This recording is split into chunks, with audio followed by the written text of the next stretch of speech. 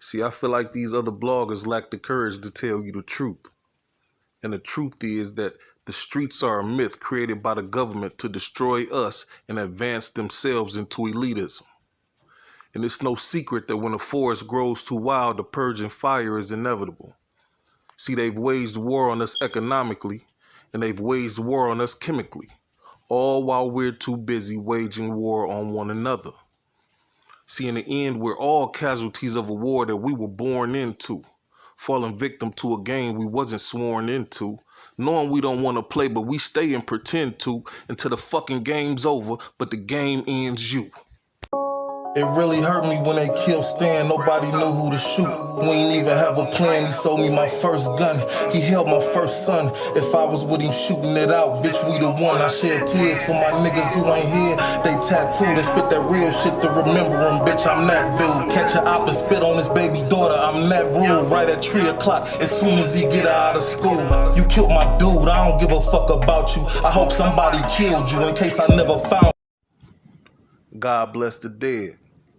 We recall these situations not to glorify the event, but to pinpoint the life lessons in these real life equations, in hopes that the younger generation realize that ain't nothing new under the sun, and try not to make these same mistakes. See, in my mind, all these men are casualties of war, whether they're dead or alive. The war the government needed funded, the war on the African American community, the war we waged on one another, and the war the government orchestrated and executed right in the middle of our neighborhoods. But the game is the game, right? May 25th, 1989. The Washington Post published an article that said a 17-year-old district youth who tried to confess last summer to gunning down a suspected drug dealer outside the Chapter 3 nightclub was himself killed by suspected hitmen yesterday during a wild car chase through a northeast neighborhood. Donnell Winley, described by law enforcement sources as a member of Rayful Edmonds' alleged drug organization, was expected to be a witness in an upcoming first-degree murder trial of Edmonds and Columbus Little Nut Daniels. Police sources said last night that they believe Winley was killed because he could give damaging testimony against the two men who are charged in the June 23rd slaying of Brandon Terrell outside Chapter 3. Winley appeared last summer at D.C. Police Headquarters and told homicide detectives that he had killed Terrell. Sources said the youth, who later asserted that he had not shot Terrell, was sent by Edmonds to take the blame for Daniels, who is Edmonds' best friend. Edmond and 28 of his alleged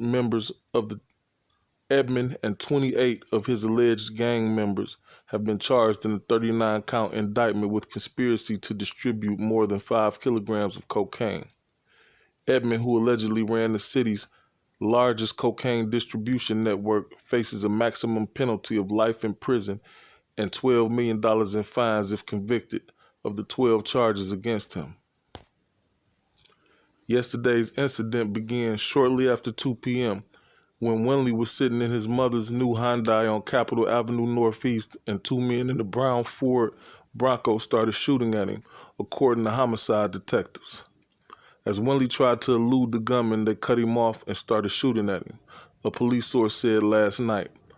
Winley drove about 3 blocks as the gunman continued shooting, and after he was hit in the head by a bullet, he managed to drive about 3 more blocks before losing control of the car, which crashed into several cars parked alongside the 2000 block of West Virginia Avenue Northeast. Winley then stumbled away from the car and collapsed about 50 feet away, the source said. The gunman then sped away. Winley was pronounced dead at 3:05 p.m. at the Washington Hospital Center, police said. Winley was the 184th homicide victim in the district, according to authorities. Police said last night that they were having difficulty getting witnesses to the shooting to cooperate, apparently because the witnesses feared retaliation by the gunman. It's an area where everybody sees everything, but nobody knows anything, a police source said. A source said that people who saw the incident gave conflicting information and seemed unwilling to provide police with descriptions of the gunman. a problem that has confronted police investigating many of the shooting deaths linked to the alleged Edmonds gang. As long as people think it's a neighborhood dispute, they'll talk. But you say Rayful, and they'll clam up.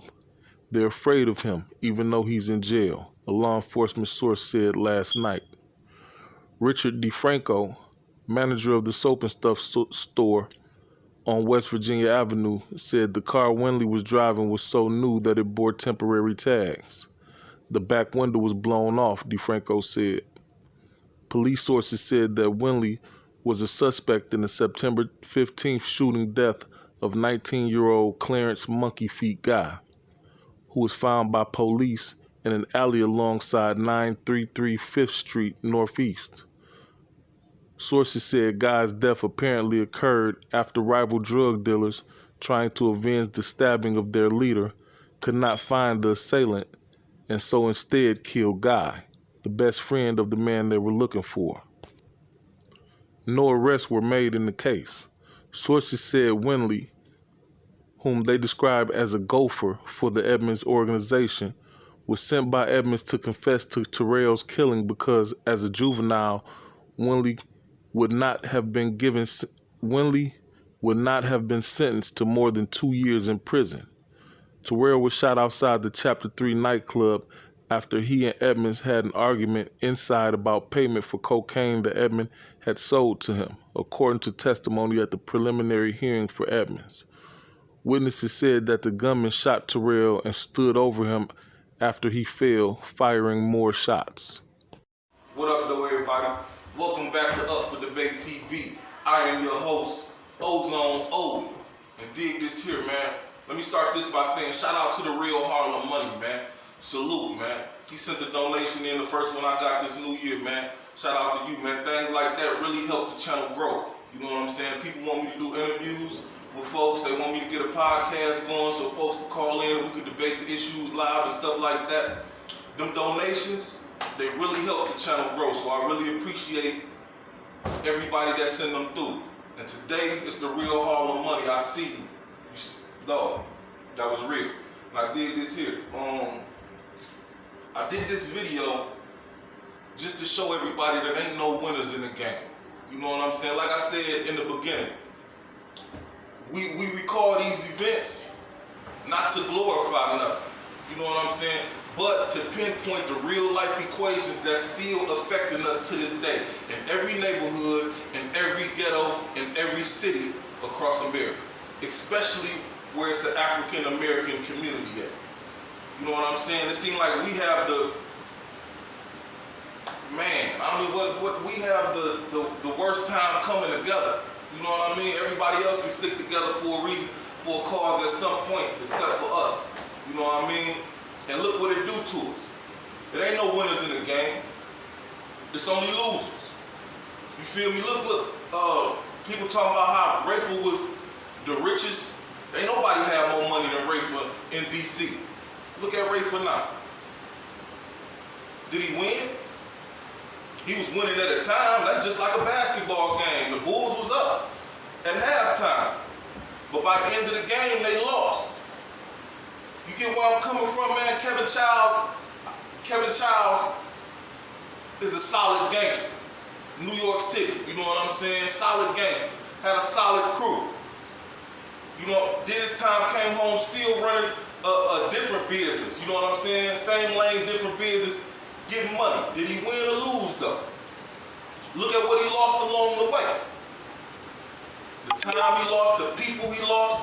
I mean, did he really win or did he really lose when you play that game and there ain't no winners? That's what I'm trying to tell you. And some lose faster than others. You know what I'm saying? Just real stuff, man. Some people lose quicker than others, man. It ain't no honor amongst thieves. Even the ones you're comfortable being around. You understand what I'm saying? Let me say that again. There is no honor amongst thieves. Even the ones you are comfortable being around, man. Because the thing about a thief is they're keen. They got a keen eye, and they believe they're smarter than everybody else. And an eye for gold, you know, expense. You feel me? So, in the end, when it comes down to the come down, if you think that snake sitting next to you won't snake you because y'all done been snakes together, you got another thing coming, my dog. You know what I'm saying? You got another thing coming. That's 3 out of 10. You feel me? 70% of them snakes gonna snake you. 30% of them gonna ride with you till the wheels fall off. That's just the way I feel about that. That's been my life experiences, different strokes for different folks, different places and everything. You know what I'm saying? But dig this here, man. The government knew. That's why I say it was a war on us. And it's still a war on us right now. And they rocking us to sleep. You feel me? They rocking us to sleep, and all we can see is the pretty shapes and pretty colors on the wall. You know what I'm, for real talk, you know what I'm saying? The government knew that if they created enough hunger, everybody would become a criminal. You feel me?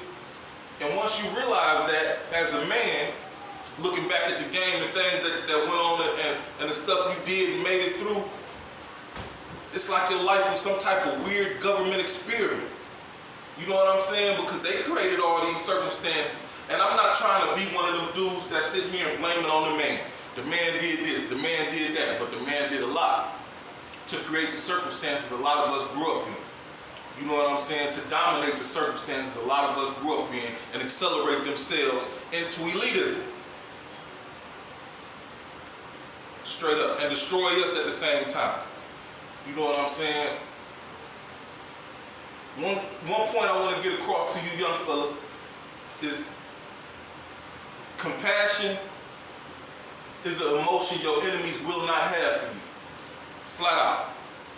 You feel me? They talk about the New York dudes talk about Alpo killed Rich and this and that and the other blase splee, man.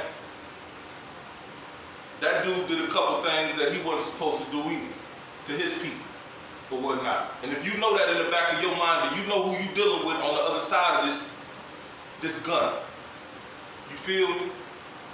Compassion is an emotion that your enemy will not have for you, man. Look at Rayful, man. Rayful negotiated a truce with Frey and Lil Gary over what happened to Brandon. A few weeks down the line, the Trinidad boys catch Rayful and Nut across the street from Heckler Jamal, I think it is, at a barbershop. While Nut in the barber chair, Rayful reading the paper. They go in there and shoot Nut up, I believe paralyzing. Rayful raised the paper up over his face as not to be seen. And escapes with his life or without injury, if I'm not mistaken. You know what I'm saying? Don't quote me on whether or not Rayful got injured, but I heard he put the paper up over his face so they didn't see him. And they just lit Nut up in the barber chair. You feel me? Dog, compassion is an emotion that your enemies will not share with you, homeboy. And if you a compassionate goon, you need to get out of the game. Flat out. If you feel like, oh, I shouldn't do this because of something like that, then you got no place in this game anyway. Your heart is not hard enough in order to be in these streets. You know what I'm saying? In order to deal with what the streets got for you on each and every level, because it's a lot of different levels, and just because you playing that one and you feel like you accelerating don't mean nothing. Trust me. You know what I'm saying? Now let's talk about the article. You feel me? What was the kid's name? Donnell Winley. Now, if you believe the article, we just going by what the article says. You feel me? When you in the game, young dog, you don't even have a rank. You feel me? I had a rank. I had position when I was doing what I was doing. You know what I'm talking about? He didn't even have a rank. They called him a gopher. They said, yeah, he was a gopher for the Edmonds drug organization. A gopher? That's a go for anything, nigga. Go do this. You know what I'm saying? That's a do boy. They sent the do boy to take the charge. Are you that nigga? Excuse me, y'all. Are you that dude? Young fella, young dog, old dog? Because a lot of you old dogs ain't got no rank either. You still playing the same position you played 10 years ago and happy because you still eating a bit. But ain't moved nowhere. You know what I'm saying, dog? Is that you? Because it could be. And what you gonna do when he tell you to go take that charge? This gang, DC talking about they ain't got no gangs, that's gang right there, homeboy. You feel me? A crew, a gang, that's the same thing, as far as I'm concerned. Especially when a man got enough power to say, go take that charge, and that young man shows up at the police station and tells him I did that. You feel me? Now, when he recants, they kill him. Or send somebody, they sent some hitters in the brown Bronco or whatnot that they suspect to be connected to the Edmonds organization because he had damaging information about the organization. Now, this is a young hitter. They say September 15th or something like that, he's supposed to hit another dude named Monkey Feet. You feel me? This is a young hitter for the organization. They sent the hitter for the hitter. And that's what'll happen to you, gang. It can happen to you, gang. Even rising through the ranks, man. You feel me? At one point, you gotta look behind your back to see which one of these dudes think they can take my place. Who think they can run it better than me? You feel me? Who think I ain't running it right? Who trying to divide and conquer? You know what I'm saying? At a lot of different states, it's a lot of different levels when you playing this game, man. You know what I'm saying? And like I've been telling y'all all along, there's only one rule. That's I before you. Flat out. You know what I'm saying? The game is the game, and it ain't never been fair. You feel me? Them dudes, Rayful, according to the article, Rayful and Nut decided homeboy life it was meaningless. Even though according to the article, if he took the charge being a minor, he would only do a couple years. Still, they decided between the two of them that those few years of his life was meaningless. He could do it. You feel me? Now, I heard a young boy say some crazy stuff like he could do 10 years and come out still in his prime or whatnot. He kill a dude today and do 10 years and come home still in his prime. But the thing that y'all don't factor in is you don't have to come home, young dog. It's a whole new world once them gates slam, boom, and you become a number. And you got to learn how to jail with men that have been jailing for 10, 15, 20 years. Some of them ain't never going home. Some of them ain't got nothing to lose. You got to outdate. They don't. But you don't know how to talk to them. You don't know the politics or nothing that's going on in here. You just think you a young live wire because you got a murder charge. Or you got a manslaughter or assault with intent to do great bodily harm. Boy, you young dogs better listen to somebody, man. Straight up. Straight up, man. What you fail to realize is it's a Sean Branch in every neighborhood. I walk by Sean Branch every day. I walk by Wayne Perry every day. I walk by Boone every day. I walk by Rockin' Ridge every day. Boogaloo every day. You feel me? In my neighborhood. You do too. These are reputable men, not to take nothing from their reputation and what they did for the reason that we know their names the way we do. But still, these same individuals is in my neighborhood and yours too. Now you take these individuals from their spot and put them in a different one. And they ain't the same men no more. I'm gonna give you an example. Because in my neighborhood, who is Wayne Perry? If you're not a historian, you don't know, a young dog will blow his top off, talking to him crazy. You feel me? The Wire. I think his name was Kennard. Little Kennard could never understand why everybody was so scared of Omar. You feel me? Even though he was a young dog and everything, he understood the game, he was playing it with them. He might not have understood it on the level they did, but he understood it and he could never understand why everybody was so scared of Omar, why everybody running from Omar. And in the end, he popped Omar's top off. Because Omar's reputation was meaningless to young dog, because he didn't understand what everybody was afraid of anyway. And that's what I mean by if you take these men and put them in a different setting, they ain't the same men they is in they hood. Shout out to Roy Lee. Roy Lee used to say, I'm the shit in my own toilet too. You know what I'm saying? So you already know what I'm saying. Ozone O, Up for Debate TV. And you already know who it is, my baby.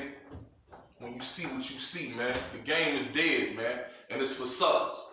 Straight up, sucker. If you playing a game, you work for the government. Flat out. You know what I'm saying? I know you niggas hate that. If you playing a game, you working for the government, dog, in one chapter or the next. If you don't understand what I'm saying, learn how to think a lot, smart guy.